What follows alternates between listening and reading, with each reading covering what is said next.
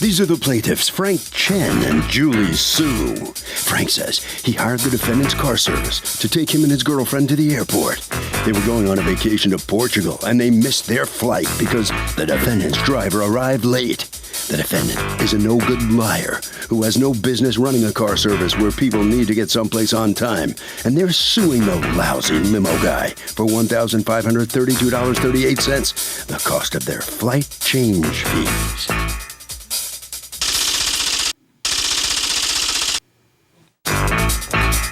This is the defendant, David Sang. He says the dispatch manager for the car service and the reason the plaintiffs missed their flight was not his fault, it was their fault.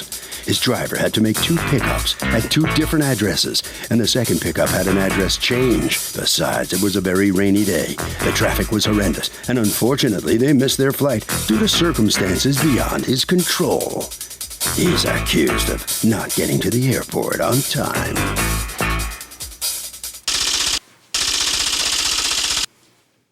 Welcome back to the People's Court. Next case in the docket, the plaintiffs say the driver didn't show up, and as a result, they missed their flight to Portugal. Now, the defendant says there was a horrible rainstorm and traffic was so bad it wasn't his fault. It's the case of Cool Your Jets. Thank you, Douglas. Okay, Miss, who's who? You are? Chen. Okay, Mr. Chen and Miss Sue? Sue. All right, you are suing Yes Car Service, represented here by Mr. Sang? Sang. Okay. For $1,532.38 in flight change fees that occurred as a result of them picking you up late. They are the car service that you were using to get to an international flight. Tell me what happened. So we booked a flight for 3 o'clock, catching a flight for 5:55 from New York City to Newark. Okay, and where was the pickup? Midtown. It's Columbus Circle, New York City. Okay. Yep. And from there was supposed to be a second pickup, right? Yes, there is. And where was the second pickup? It's West 19th Street. So you had scheduled for the car to pick you up at 3 at the first place, take you to the second place, and then take you to the Newark airport on an international flight, and you scheduled to pick up for 3? Yep. Usually the driving time would be half an hour, 40 minutes. To the Newark airport? To Newark airport, yes. To the Newark airport? Yep. During rush hour? What planet are you living on? I fly all the time in this area. I don't think it takes 30 minutes to get from Midtown to the Newark, New Jersey airport. Do I have the wrong airport? No, it takes 30 minutes at 3 o'clock in the afternoon. I would say 40 minutes. Let's see how long it takes. That's why I brought my phone out. Okay. All right, so talk to me and tell me what happens. We received the call at 2:58. The car service said they're nearby. They're a little late. They're going to arrive at 3:10 around. So we decided wait. She decided wait, and then at 3:15 we got a call, incoming call saying that they're nearby. Okay. Almost here. They're almost here. Yeah, it's always almost here. Almost. Oh, sorry. I'm sorry. 3:15 she called, and then at 3:24 we called again. She called again. They haven't arrived, and then they said, why weren't you taking a cab if you're at Columbus Circle? That's why we were told they're just a couple blocks away. I know, but how many times does someone have to say, the check is in the mail before you know what I'm saying? Like, you're a New Yorker. This is a very New York kind of thing. Okay. Okay, when someone tells you we're a couple blocks away and it's half an hour later and they're still not there, you pretty much have figured out that they are not reliable, right? In fact, you kind of should figure it out after it could take almost 10 minutes to go around the block in New York. But when is it that you guys were going to cut your losses and take a cab? Because, by the way, where you are in Columbus Circle, there's a cab every 4 seconds, right? Every 4 seconds, there's another cab in front of you, right?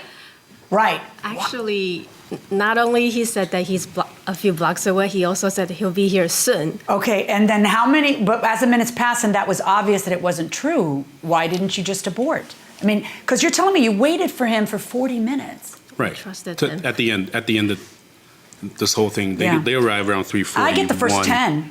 I get the first 10 minutes. But when you have a flight in 2 hours and 50-something minutes, which means that they're closing the door on an international flight, and I don't get past the first 10 minutes. I don't get past scheduling it at 3. Well, can I ask you a question? Why were you 40 minutes late? Why was your firm 40 minutes late? Well, it was 2 days before Thanksgiving, and that day it started raining like crazy in New York City. And as soon as the rain starts... 2 days before Thanksgiving? Because there's a couple of people in New York during Thanksgiving, aren't there? Go ahead. And once it rains like that in New York City, the traffic is always very bad. How long does it take to get from Columbus Circle to West 19th Street? Normally, I would tell them normally about 20, 25 minutes. Just to get from the first pickup to the second pickup. And then how long does it take to get to Newark Airport? If the traffic allows, it would take another 40 minutes to go through the tunnel. It's not an easy thing in New York City, especially at that hour, at the rush hour. So what ends up happening? They come to pick you up at 3:40. And why, sorry, I didn't hear the answer to why you were late. The traffic was just very bad. The driver called our station, which is actually I answered the phone from my driver. He said, I don't think I'm going to be there at 3 o'clock. I said, so what time do you think you're going to be there? He said, probably about 3:30. I said, you better call the customer and let her know. Except for that, what the driver does is lie. No. Yes, I do. Yes, I do. Well, maybe every single time a car service is called, I have yet to hear a car service say, I'm going to get there about half an hour late, because you know that you're going to be canceled and you're not going to have the fare. So what you say instead is, I'm almost there. Give me a few minutes. I'm almost there. He's right around the corner. He's right around police officer. You know, there's always a story so that the client stays out there and still uses you. It's awful. But you guys know that. You're not from Kansas. You're New Yorkers. This is done to you your whole life. So you're not new to this game, right? Go on. You could be right. Oh, I know I'm right. I know I'm right. So how long do you wait for a cab or a limo before you bail once the time they were supposed to have arrived passes? You know, it depends how desperate you are. I think the limo company had a responsibility to get there in the time. Give me a standard 15 minutes, 30 minutes. How long do you wait? I'd say 30 minutes, most. That's a long time. How long would you wait? I'd only wait about 10 minutes. I think people have responsibilities and other places to be in life, and it's not fair to make other people wait. Going in the back? I'd go 15 minutes. I would go with you. 15 minutes feels right, going inside the courtroom. Did they pay for, you didn't pay for the fare, right? No. What ends up happening? You're in the traffic. Yeah. Go on. We got off. Oh, by the way, let me ask you, how long did it take to get to his place? It was about. I wouldn't. You weren't there. I Go don't ahead. remember exactly, but maybe I would say 25 minutes. Yeah. Yeah. I was So picked up. it doesn't take half an hour to get to Newark because it takes 20-something minutes to get to his place. Go on. Because let me just suggest on an international flight, you might want to be in the same spot. But go ahead. So what happens next?